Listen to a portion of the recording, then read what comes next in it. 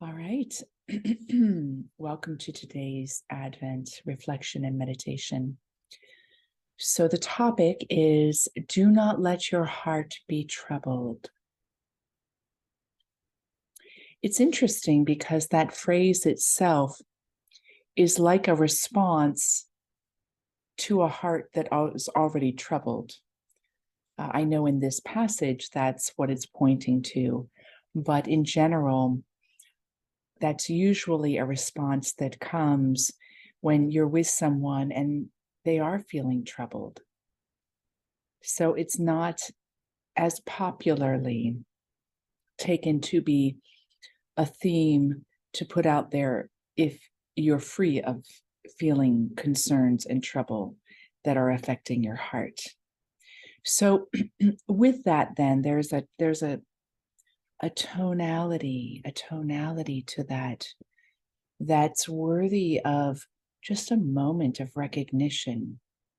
And that is, think back to a time, whether it was from another individual, whether it was through meditation or prayer or some experience, when you were troubled in some way and something was a messenger of this in a way that it wasn't dismissing it like we do in the Western culture, like get over it, wasn't dismissing it, but it was the tender, oh, please do not let your heart be troubled.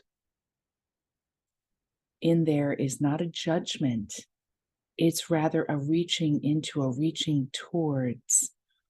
Think about a time that has happened for you. We all have those times that happen for us. And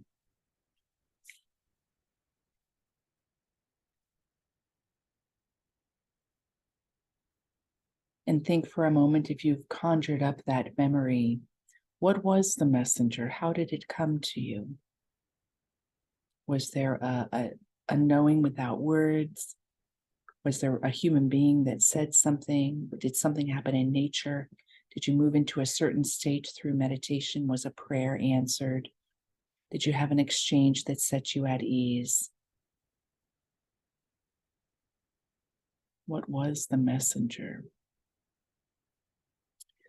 The messenger is always, and somehow an interface in this created world. So even if you heard the word of God within your being, you heard an angel or any kind of spiritual being speak to you, it's still speaking to you through the energetic of your own cells.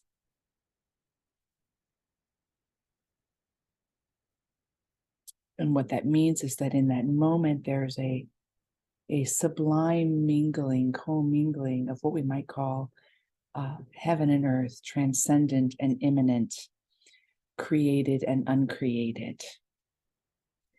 And I believe that's what we have here in this phrase.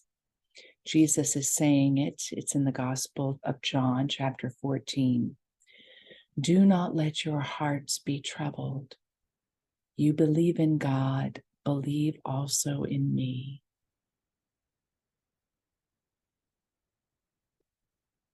So first, Jesus is pointing to something in these words. His friends are upset. He's reminding them that they have a great power and that they believe in a providential, covenantal God. And then he adds, you can also find release for your heart by what? By believing in me. And I don't want to take this opportunity to look more deeply at what the passage is about. So if we play with the historical possibility that there was a Last Supper, and at that Last Supper, before Jesus died, these discourses happened. And they happened because his friends were aware something terrible was going to happen, and they're upset. And they're looking for consolation, and their faith in God or in God's will or in a covenantal God is not enough. Jesus gives them an extra reason to be at rest.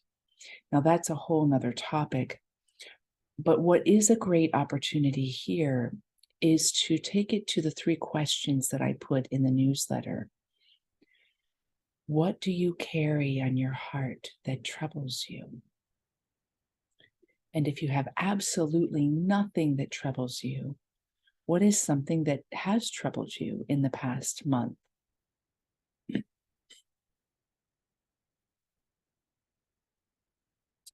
And the first question is, how do you let yourself be held in this vulnerable place? And the second question is, what gives you comfort? So the first is, what do you do for yourself?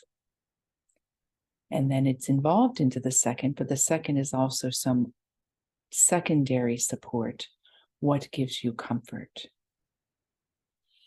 And in this phrase of John's gospel, what I believe is being pointed to is what I just mentioned, that when we experience consolation that lightens the loads in our heart, there's an intermingling of what is uncreated and what is created. There's truly a mingling, because we as created beings process, receive, and give all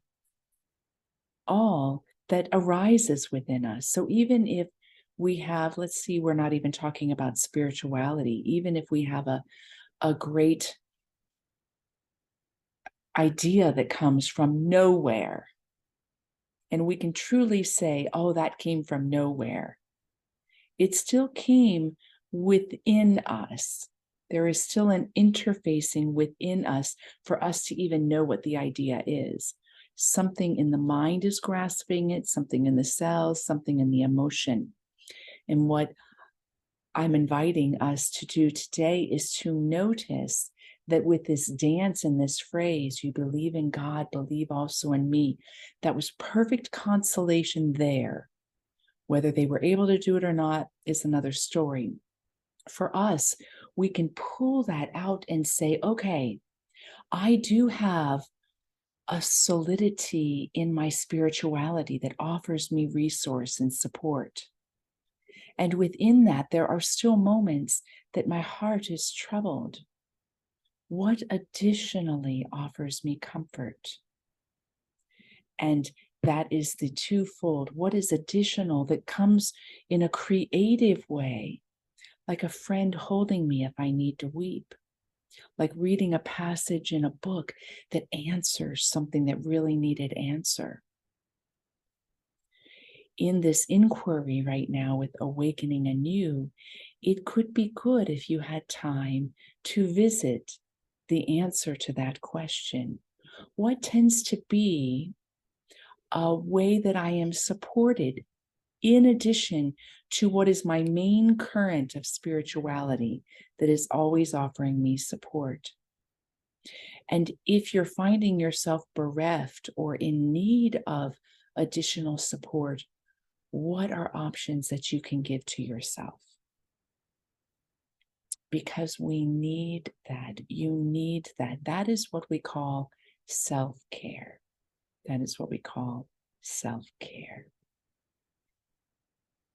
Now, secondarily, with that, I go back to that second question. How do you let yourself be vulnerable? We are not oftentimes taught that skill to stay in the vulnerable place where our hearts are troubled. How do you do that for yourself? And do you do that for yourself? Or do you continually kind of whoosh, move right into observation of it, analysis of it, anecdotes towards it, practices? What does it look like to stay vulnerable in the heart? What has been an unfortunate limitation is that in the realms of spirituality over the thousands of years that we've been handed practices down, where we're taught to doubt ourselves or hold ourselves in a place of observation so that we're not consumed or over-identify with what isn't truly ourselves. There's wisdom there, but in that process, what is oftentimes thrown out the baby with the bathwater is the vulnerable place of the heart. So even if we were to recognize that there's an overreaction happening within us, or we're triggered, or we're not seeing things clearly, with all of that, that we may recognize, how do we simultaneously stay in the heart? Stay there with the part of ourselves that needs to be vulnerable and to be heard and to be seen. What's a practice that's alive for you today, or a disposition? For me, one thing that I do is I turn directly into it.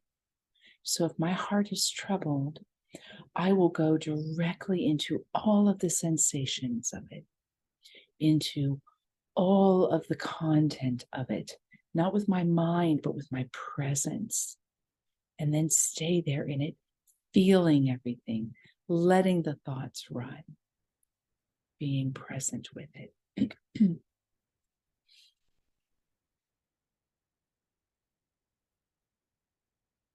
This is so important.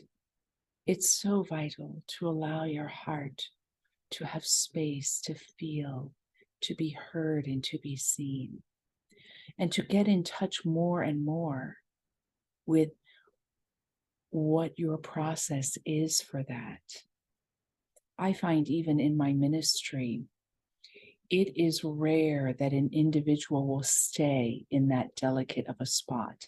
Maybe there'll be like a quick dip in, and then whew, they're out into the place of observation or assimilation or integration or inquiry. But what about staying with the rawness?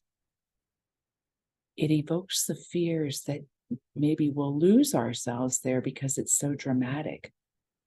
But you will find that the more you do that, the more you just stay right with it, it has an organizing principle towards wholeness and transformation, that you won't be lost, and in fact, you'll move more swiftly to your end.